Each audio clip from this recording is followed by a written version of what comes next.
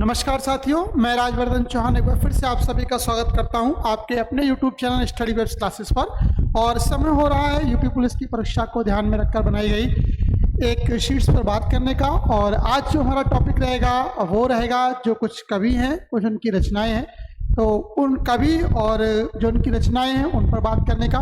तो शुरुआत करते हैं आज के सेशन की। लेकिन सेशन की शुरुआत करने से पहले आपसे कहना चाहूँगा, यदि चैनल को सब्सक्राइब नहीं किया तो चैनल को सब्सक्राइब जरूर करें, बेल आइकन के बटन को जरूर दबाएं, जिससे कि नई नई वीडियोस की जानकारी तो समय से पहुंचती रहे। यदि आप इस वीडियो को पसंद करते हैं तो ज़्यादा से ज़्यादा शेयर करेगा, जिससे कि ज़्यादा से ज़्यादा लोग इसका फ़ायदा उठा सकें। आपके कुछ सुझाव है तो कमेंट बॉक्स में अपने सुझाव भी दे सकते हैं, निश्चित ही हमारी टीम के द्वारा उस पर काम किया जाएगा और आपके प्रश्नों का उत्तर दिया जाएगा। तो शुरुआत करते हैं आज के सेशन की। और पहला क्वेश्चन आप सभी के लिए स्क्रीन पर ये रहा, लिखा हुआ है कि नीचे दी गई रचना या रचनांश में से जो है आपको उसके रचयिता का नाम बताना है। 4 विकल्प दिए गए हैं, तो आपको बताना है कि वो रचना या जो रचना का अंश है वो किसके द्वारा लिखा गया है। पहला क्वेश्चन दे रखा है कामायनी के बारे में। कामायनी किसके द्वारा लिखा गया है? कामायनी जो है एक महाकाव्य है, पहले तो ये बता दूं, ठीक है। कामायनी क्या है? एक महाकाव्य है। कामायनी एक महाकाव्य है। और पूछा जाता है कि किस प्रकार की बोली का है, तो ये खड़ी बोली का है। खड़ी बोली का महाकाव्य कौन सा है? कामायनी है। खड़ी बोली का महाकाव्य कौन सा है? खड़ी बोली का जो महाकाव्य है वो है आपका जो कामायनी। और इसकी जो रचना की गई थी 1936 में, 1936 में एक छायावादी कवि थे। अगर हम छायावाद को पढ़ते हैं, जहाँ पर महादेवी वर्मा इसकी प्रतिष्ठित कवि हैं, तो छायावाद के बारे में हम पढ़ते हैं। तो छायावाद में 1936 के समय में जयशंकर प्रसाद के द्वारा, किसके द्वारा? जयशंकर प्रसाद के द्वारा इसके लिए लिखा गया। कामायनी महाकाव्य को किसके द्वारा लिखा गया है? जयशंकर प्रसाद के द्वारा लिखा गया। कब लिखा गया? 1936 में। तो क्वेश्चन यही पूछा गया है कि कामायनी को लिखने वाले कौन है? कामायनी को लिखने वाले जो हैं वो है आपके जयशंकर प्रसाद। ये खड़ी बोली का एक महाकाव्य है और ये किसने लिखा है? जयशंकर प्रसाद ने। अगले क्वेश्चन की ओर बढ़ते हैं। लिखा हुआ है रानी केतकी की कहानी। रानी केतकी की कहानी, इसको लिखने वाले कौन है? तो रानी केतकी की कहानी जो है ये कहानी है वास्तव में। और इस कहानी को लिखने वाले के लिए 4 ऑप्शन है: वृंदावन लाल वर्मा, किशोरीलाल गोस्वामी, लल्लूलाल और ईसा अल्लाह खां। तो ये हम रानी केतकी की कहानी की बात करते हैं तो किसके द्वारा लिखी गई? ईसा अल्लाह खां के द्वारा लिखी गई। ईसा अल्लाह खां कौन थे? एक शायर थे, जो शायरियाँ लिखते हैं वो थे, एक शायर थे। और कहा जाता है कि ये दिल्ली के रहने वाले थे, लेकिन बाद में ये लखनऊ चले गए। और 1800 के आसपास इन्होंने ठेठ हिंदी में जो है रानी केतकी की कहानी या कहें उदय भान चरित की रचना की। अगर इसका दूसरा नाम पूछा जाए रानी केतकी की कहानी, तो इसका नाम है उदय भान चरित।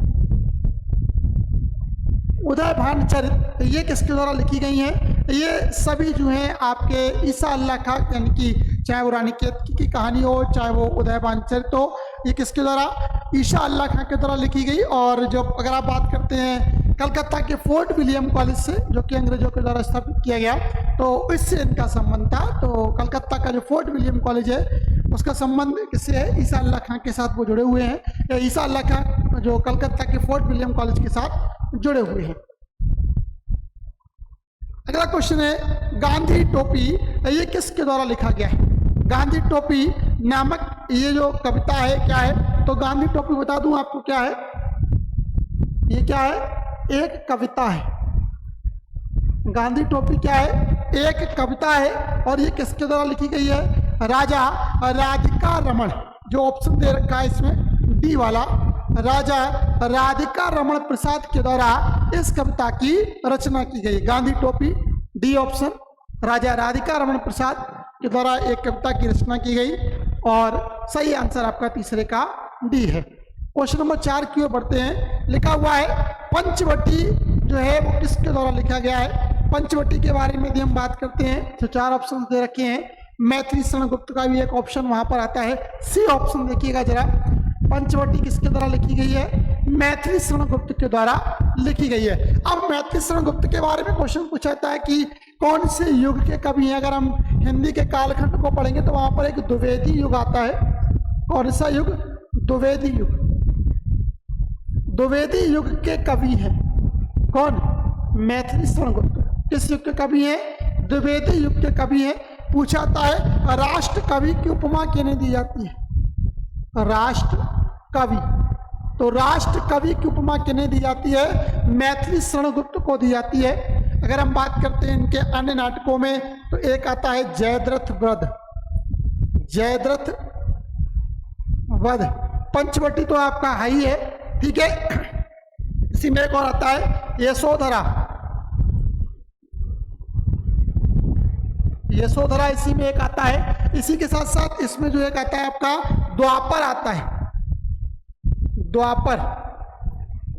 द्वापर नामक जो ग्रंथ है वो किसके द्वारा लिखा गया है? इन्हीं के द्वारा लिखा गया है। जय भारत नाम का एक और ग्रंथ है, जय भारत। ये किसके द्वारा लिखे गए हैं? ये भी मैथिली शरण गुप्त के द्वारा ही लिखे गए हैं। और ये जो है द्विवेदी युग के कवि हैं, राष्ट्र कवि के नाम से जाने जाते हैं। पंचवटी जो है वो इनके द्वारा लिखा गया जो है एक आपका उपन्यास है। क्वेश्चन नंबर 5 की ओर बढ़ते हैं। चीफ की दावत। चीफ का दावत नहीं है, आपको थोड़ी सी गलती है। चीफ की दावत। चीफ की दावत ये कहानी है, ये किसके द्वारा लिखी गई है? तो चीफ की दावत को लिखने वाले जो हैं वो भीष्म साहनी है। कौन है? 5वें का सी आंसर भीष्म साहनी है।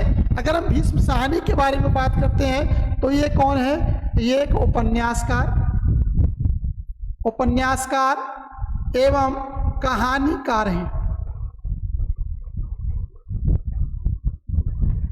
उपन्यासकार और कहानीकार, ये इन जो उपन्यासकार और कहानीकार ये दोनों हैं भीष्म साहनी, और इनके द्वारा जो लिखा गया है वो चीफ की दावत, ये कहानी है, ये इनके द्वारा लिखी गई है। तमस नाम का उपन्यास। क्वेश्चन पूछा जाता है तमस। तमस क्या है? एक उपन्यास है। तमस उपन्यास किसने लिखा है? भीष्म साहनी के द्वारा ही लिखा गया है, ठीक है। तमस उपन्यास जो है वो उनका भीष्म साहनी का है। अमृतसर की यात्रा या अमृतसर आ गया है, निशाचर, चीफ की दावत, डायन, पाली, शुभ यात्रा आदि इनकी प्रसिद्ध रचनाओं में से एक है। तो भीष्म साहनी के द्वारा लिखा गया जो कहानी है उसका नाम है चीफ की दावत, और जो उपन्यास जो लिखा गया है उसका नाम है आपका तमस। चलिए अगले क्वेश्चन की ओर बढ़ते हैं। अगला क्वेश्चन क्या कहता है? लिखा हुआ है त्यागपत्र। त्यागपत्र किसके द्वारा लिखा गया है? त्यागपत्र भी क्या है? ये एक आपका उपन्यास है, और इस उपन्यास को लिखने वाले कौन है ये बताना है। जैनेन्द्र कुमार हैं, सच्चिदानंद अज्ञे हैं, बालकृष्ण शर्मा है या मुक्तिबोध है। तो त्यागपत्र की यदि हम बात करते हैं तो त्यागपत्र किसके द्वारा लिखा गया है? जैनेन्द्र कुमार के द्वारा लिखा गया है। किसके द्वारा लिखा गया है? जैनेन्द्र कुमार के द्वारा लिखा गया है। इनके और भी नाटक हैं जैसे कि इनके और भी सुनीता है, इसी के साथ साथ त्यागपत्र है जो भी आप पढ़ रहे हो। सुनीता है, त्यागपत्र है, ठीक है। सुखदा है, सुनीता, त्यागपत्र, सुखदा, कल्याणी, कल्याणी और क्या है? परख। ये सब किसके उपन्यास हैं? ये सब जैनेन्द्र कुमार के उपन्यास हैं। और जैनेन्द्र कुमार के बारे में कहा जाता है कि एक मनोवैज्ञानिक उपन्यासकार थे। मनोवैज्ञानिक मतलब जो लोगों की मनोदशा को पढ़ लेता है और फिर काम करता है। तो वो इसका सही आंसर है कि त्यागपत्र किसके द्वारा लिखा गया है? जैनेन्द्र कुमार के द्वारा लिखा गया है। अगला क्वेश्चन बढ़ते हैं। वीरों का कैसा हो वसंत। वीरों का कैसा हो वसंत, ये रचना किसकी है? तो बहुत ही कालजयी रचना है वीरों का कैसा हो वसंत। ये सुभद्रा कुमारी चौहान, सुभद्रा कुमारी चौहान के द्वारा लिखी गई एक कविता है, ठीक है। वीरों का कैसा हो वसंत। इसमें जो है अगर हम बात करते हैं तो जो वीर लोग होते हैं कि वीरों के बारे में, वीरों की वीरता के बारे में वर्णन किया गया है। अगर हम बात करते हैं ऐसा ही एक आपका त्रिधारा नाम का इनका संग्रह है, त्रिधारा है, ठीक है। इसी के साथ साथ आपका मुकुल है, ठीक है। इसके साथ साथ एक सबसे जो चर्चित इनका रानी लक्ष्मीबाई, ये अक्सर पूछा जाता है कि रानी लक्ष्मीबाई की जो पद है या रानी लक्ष्मीबाई की जो कविता है वो किसके द्वारा लिखी गई है। तो रानी लक्ष्मीबाई की जो कविता है या झांसी की रानी, ठीक है, इसी को आप झांसी की रानी के नाम से देखते हैं। झांसी की रानी, झांसी की रानी के नाम से ये काव्य संग्रह है। रानी लक्ष्मीबाई की इसमें कविताएं हैं, कविता है झांसी की रानी।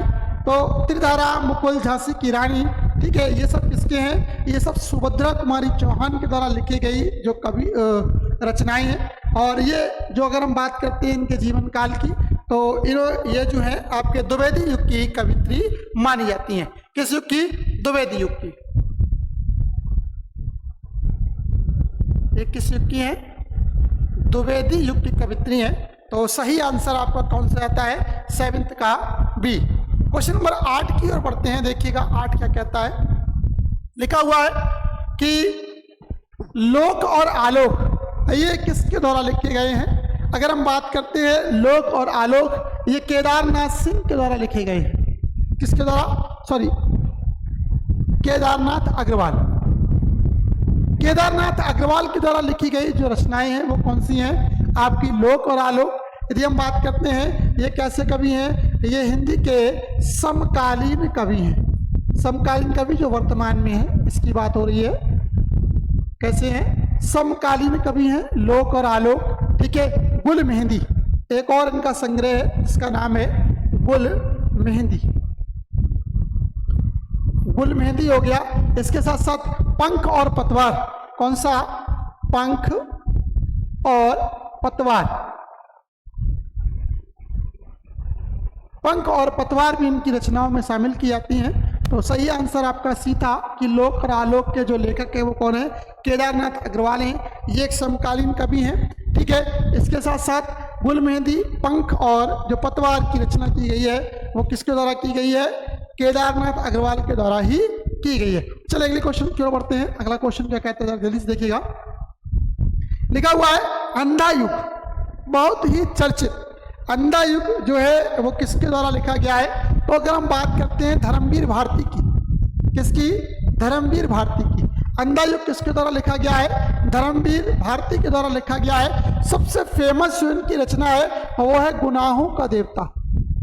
कई बार परीक्षाओं में पूछी जा चुकी है, इंपॉर्टेंट है कि गुनाहों का देवता ये रचना किसकी है? गुनाहों का देवता जो रचना है वो किसकी है? धर्मवीर भारती की है। इसके अलावा कनुप्रिया, कनुप्रिया, इसके अलावा अंधा युग, इसके साथ साथ ठंडा लोहा,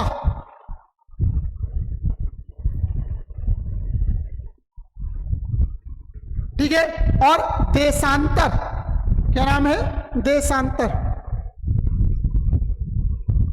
ये सभी क्या है? ये सभी काव्य कृतियां हैं। ये किसके द्वारा लिखी गई हैं? ये सभी आपकी धर्मवीर भारती के द्वारा लिखी गई हैं। तो अंधा युग किसके द्वारा लिखी गई है? धर्मवीर भारती के द्वारा लिखी गई रचना है। इसके साथ साथ जो गुनाहों का देवता है वो इनकी सबसे ज्यादा चर्चित रचना है। तो ये सारे याद रखिएगा क्योंकि परीक्षा की दृष्टि से अत्यंत महत्वपूर्ण है धर्मवीर भारती। चलिए अगले क्वेश्चन की ओर बढ़ते हैं। लिखा हुआ है युगधारा। युगधारा किसकी रचना है? अगर हम बात करते हैं प्रगतिवादी कवियों की, तो प्रगतिवादी कवि कौन से हैं? प्रगतिवादी कवि की अगर हम बात करते हैं तो उनमें नागार्जुन का नाम प्रमुखता से लिया जाता है, नागार्जुन का। और नागार्जुन के द्वारा ही लिखी गई है आपकी जो है युगधारा।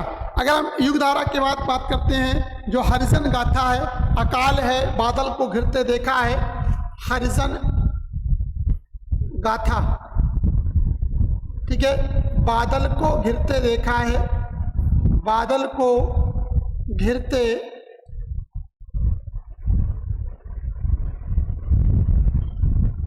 देखा है, हरिजन गाथा, बादल को घिरते देखा है, ठीक है, अकाल,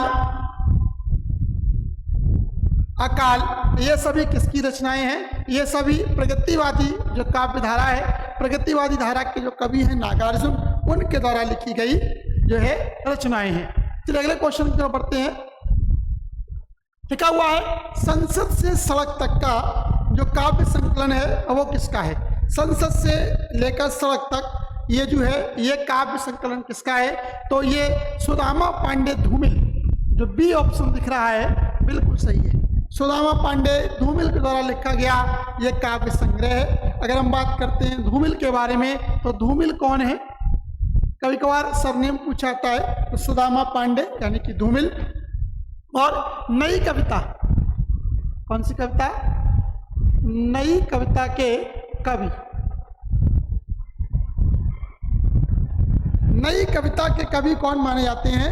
नई कविता के कवि जो हैं सुदामा पांडे यानी कि धूमिल जी माने जाते हैं। तो इसमें सही आंसर जो है 11 का भी बिल्कुल आपका सही है। आलाखंड के बारे में बात करते हैं, अगला क्वेश्चन है। आलाखंड लिखा हुआ है, आलाखंड किसके द्वारा लिखा गया है? मंजन के द्वारा, जगनिक के द्वारा, नरपतनाल के द्वारा या चंद्रवरदाई के द्वारा? यदि हम बात करते हैं आलाखंड के बारे में तो आलाखंड जगनिक के द्वारा लिखा गया है, जगनिक के द्वारा। जगनिक के बारे में थोड़ी सी जानकारी देना चाहूँगा। अगर हम जगनिक की बात करते हैं तो यदि हम आदिकाल को, वीरगाथा काल को पढ़ते हैं तो वहाँ पर एक आता है रासो काल या रासो साहित्य। ठीक है, आदिकाल में सबसे पहले रासो साहित्य लिखा गया और इसी में जो है जो आलाखंड है, इसी में जगनिक के द्वारा जो है जो महोबा के एक वीर थे उला और उदल, ठीक है, महोबा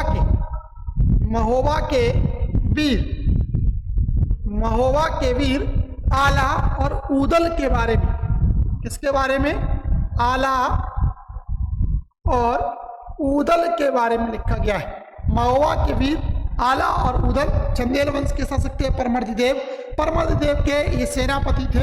कहा जाता है कि जब पृथ्वीराज संयुक्ता का हरण करके ले आए थे तो उसका पता लगाने के लिए कहें कि उनको वापस लाने के लिए परमर्दिदेव के द्वारा इन दोनों को भेजा गया और इन दोनों की जो है वो एक युद्ध में पृथ्वीराज चौहान के द्वारा जो है हत्या कर दी गई या कहीं इनको पराजित करके इनको मार डाला गया।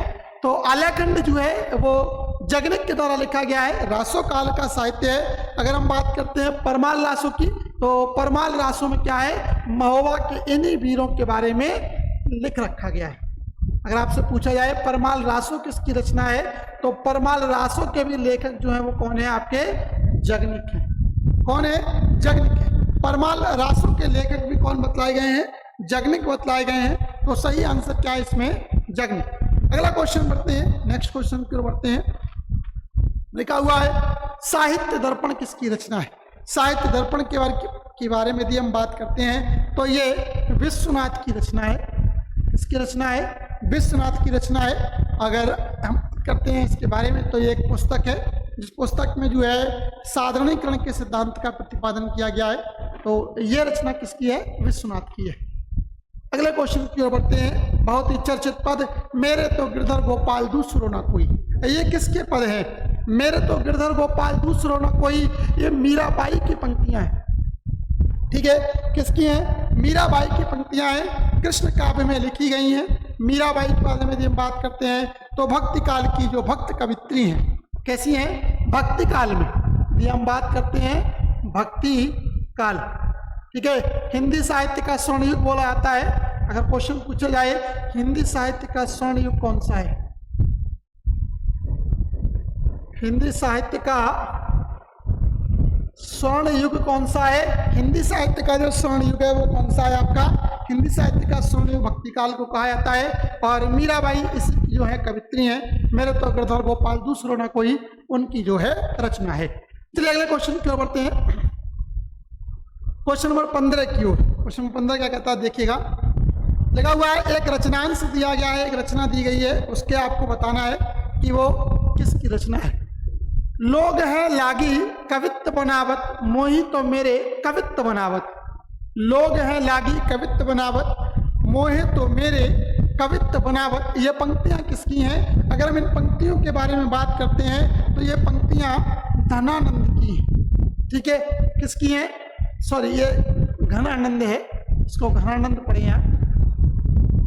घनानंद नाम के कवि हुए हैं, घनानंद की ये पंक्तियां हैं। लोग हैं लागी कवित्व बनावत, मोही तो मेरे कवित्व बनावत। ये पंक्तियां किसकी हैं? घनानंद के द्वारा जो है लिखी गई है। चलिए अगली क्वेश्चन की ओर बढ़ते हैं। लिखा हुआ है गीतांजलि किसके द्वारा लिखी गई रचना है? अमृतलाल नागर, यशपाल, रविन्द्रनाथ टैगोर या सुमित्रानंदन पंत। बहुत ही चर्चित रचना है गीतांजलि, किसके द्वारा? रविन्द्रनाथ टैगोर की रचना है। 1913 में इसी के लिए क्या है, उनको नोबेल मिला, नोबेल पुरस्कार। किस रचना के लिए रविन्द्रनाथ टैगोर को नोबेल पुरस्कार मिला है? गीतांजलि के लिए ही 1913 में जो है रविन्द्रनाथ टैगोर को जो है नोबेल पुरस्कार मिला है। अगर हम बात करते हैं गीतांजलि की, तो ये कौन सी भाषा में लिखा गया है? सॉरी, ये किस भाषा में लिखी गई है? बंगाली भाषा में लिखी गई है। किस भाषा में लिखी गई है? बंगाली भाषा में लिखी गई है। गुरुदेव रविन्द्रनाथ टैगोर ने इसको लिखा है। 1913 का जो नोबेल पुरस्कार है वो गीतांजलि के लिए ही दिया गया, इनकी इसी कालजयी रचना के लिए। अगला दोहा है, थोड़ा सा अधूरा है, पूरा पढ़ लीजिएगा, समझ जाएंगे। रैमन पानी राखिए बिन पानी सब सून, पानी गए न उबरे मोती मानुष चून, ऐसा बताया गया। ठीक है, तो नाम पहले ही आ गया, रैमन पानी राखिए बिन पानी सब सून, रहीम दास। कौन? रहीम दास। रहीमन पानी राखिए बिन पानी सब सून, पानी बिना न उबरे और मोती मानुष चून। यानी कि ये पंक्तियां किसकी हैं? रहीम दास की हैं, और रहीम दास इसके लेखक हैं। सही आंसर बी। ठीक है, मस कागज छुओ नहीं, कलम गयो नहीं हाथ, ये पंक्तियां किसकी हैं? ठीक है, मस कागज छुओ नहीं, कलम गयो नहीं हाथ, ये पंक्तियां कबीरदास के बारे में बोली जाती हैं। ठीक है, ये किसके बारे में बोली जाती हैं? कबीरदास के बारे में बोली जाती हैं। कहा जाता है कबीरदास जो थे वो अनपढ़ और निरक्षर थे। ठीक है, अनपढ़ या निरक्षर थे, और लेकिन उन्होंने, उनके बारे में ये पंक्तियां कही गई कि मस कागज छुओ नहीं, कलम गई नहीं हाथ। ठीक है, अगर हम इसी के बाद में बात करते हैं कबीरदास के बारे में, तो कबीरदास की भाषा जो है वो पंचमेल खिचड़ी। इनकी भाषा की यदि हम बात करते हैं, पूछा जाता है एग्जामों में, इनकी भाषा क्या है? पंचमेल खिचड़ी या सधुक्कड़ी है। इनकी भाषा कैसी है? पंचमेल खिचड़ी या सधुक्कड़ी है। इन्हीं के लिए वाणी का डिक्टेटर भी कहा गया है। वाणी का डिक्टेटर, वाणी का डिक्टेटर किसे कहा गया है? वाणी का डिक्टेटर जो है वो कबीरदास के लिए ही कहा गया है। ठीक है, पंचमेल खिचड़ी या सधुक्कड़ी भाषा किसकी है? कबीरदास की है। और जो दोहा दे रखा है वो किसके बारे में किया गया है? कबीरदास के बारे में ही कहा गया है। अगले क्वेश्चन की ओर बढ़ते हैं। आंसू एक काव्य ग्रंथ है, और इस आंसू की रचना किसके द्वारा की गई है? अभी थोड़ी देर पहले आपने एक छायावादी कवि थे जयशंकर प्रसाद, उनके बारे में पढ़ा था। तो जयशंकर प्रसाद ही के द्वारा जो है आंसू नामक काव्य ग्रंथ लिखा गया है। कौन सा?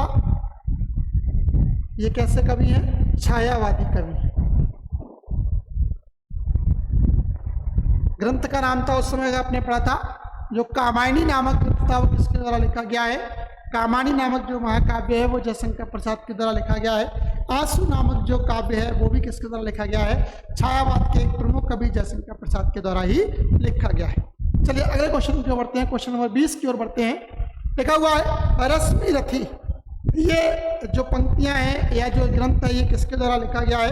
यदि हम रश्मि रथी की बात करते हैं तो ये लिखा गया है रामधारी सिंह दिनकर के द्वारा। रश्मि रथी किसके द्वारा?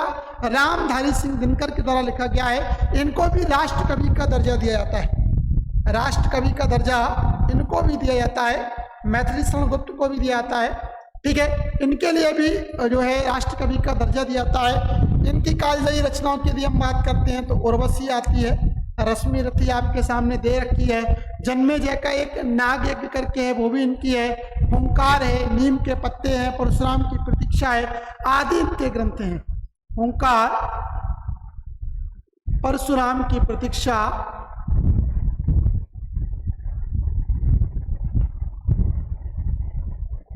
परशुराम की प्रतीक्षा आदि जो काव्य रचनाएं हैं वो किसके द्वारा लिखी गई हैं?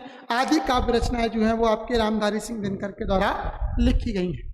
अगले क्वेश्चन की ओर बढ़ते हैं। बेताल पच्चीसी, बेताल पच्चीसी किसके द्वारा लिखी गई है? बेताल पच्चीसी के बारे में थोड़ा सी बेसिक जानकारी बता दूं, ये ब्रज भाषा में लिखी गई है।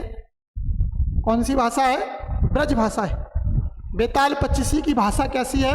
ब्रज भाषा है। और ब्रज भाषा में कैसी है? ये गद्यात्मक रचना है, गद्य की रचना है, गद्य की शैली में लिखी गई है। अगर हम बात करते हैं ये किसके द्वारा लिखी गई है, तो बेताल पच्चीसी जो है वो सूरती मिस्र के द्वारा, किसके द्वारा, सूरती मिस्र के द्वारा जो है 1710 के आसपास जो है वो लिखी गई है।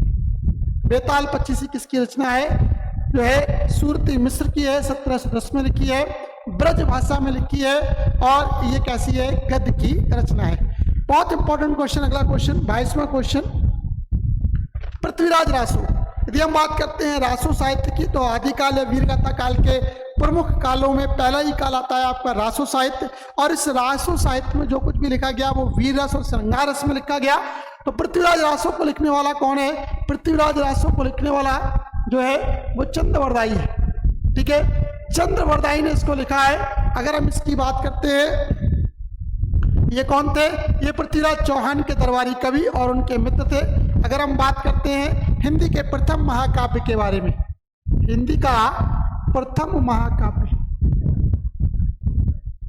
हिंदी का प्रथम महाकाव्य किसे कहा जाता है, हिंदी का प्रथम महाकाव्य जो है वो पृथ्वीराज रासो को ही कहा जाता है। और इसी में जो है चंद्रवरदाई के द्वारा पृथ्वीराज चौहान के जीवनी का वर्णन किया गया है। किस प्रकार से उनका जो वर्णन है वो बड़ी वीरता पूर्वक और श्रृंगार शैली में लिखा गया है, डिंगल पिंगल शैली का प्रयोग किया गया है, आलाखंड की रचना है। बहुत इंपॉर्टेंट क्वेश्चन, कई एग्जामों में ये पूछा जाता है कि जो रासो साहित्य है या सबसे हिंदी का प्राचीन जो आपका प्रारंभिक जो महाकाव्य है वो कौन सा है, पृथ्वीराज रासो है।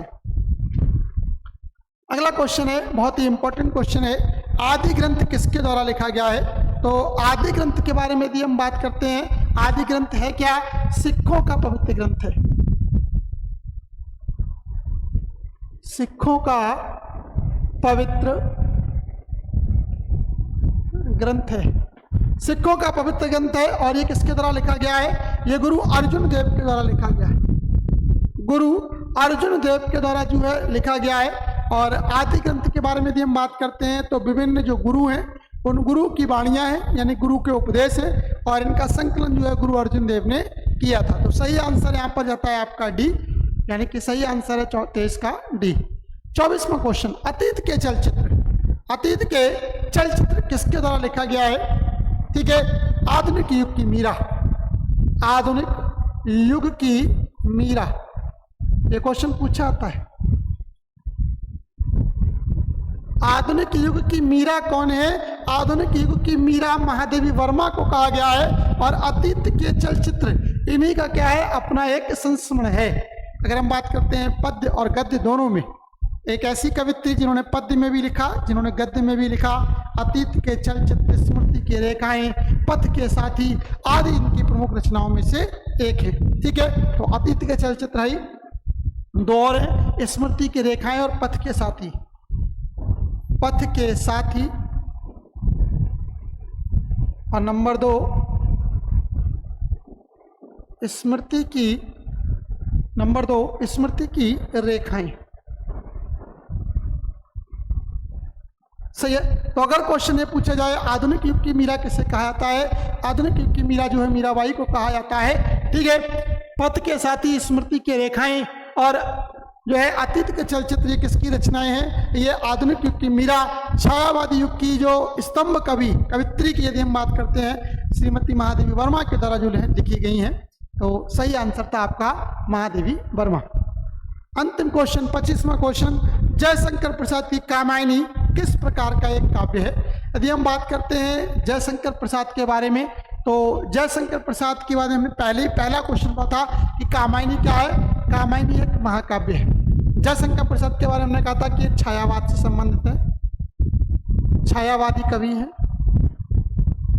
ठीक है, थोड़ी देर पहले इनका आया था कि आंसू नाम का काव्य आया था, वो किसने लिखा है, आंसू नाम का जो काव्य है, आंसू नाम का जो काव्य है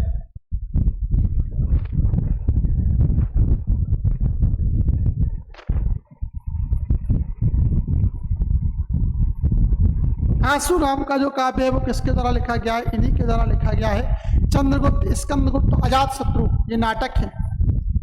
चंद्रगुप्त, स्कंदगुप्त,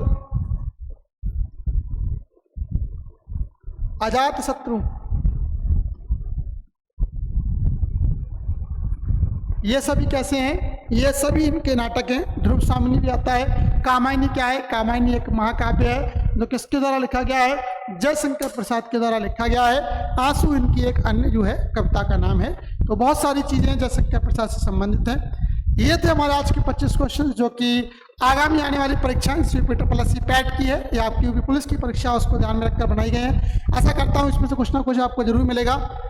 कमेंट बॉक्स में जरूर बताइएगा कि आपको हमारी ये वीडियो कैसी लगी। यदि आप इस वीडियो को पसंद करते हैं तो ज़्यादा से ज़्यादा शेयर करेगा जिससे कि ज़्यादा से ज़्यादा लोग इसका फायदा उठा सकें। आज के लिए फिलहाल इतना ही।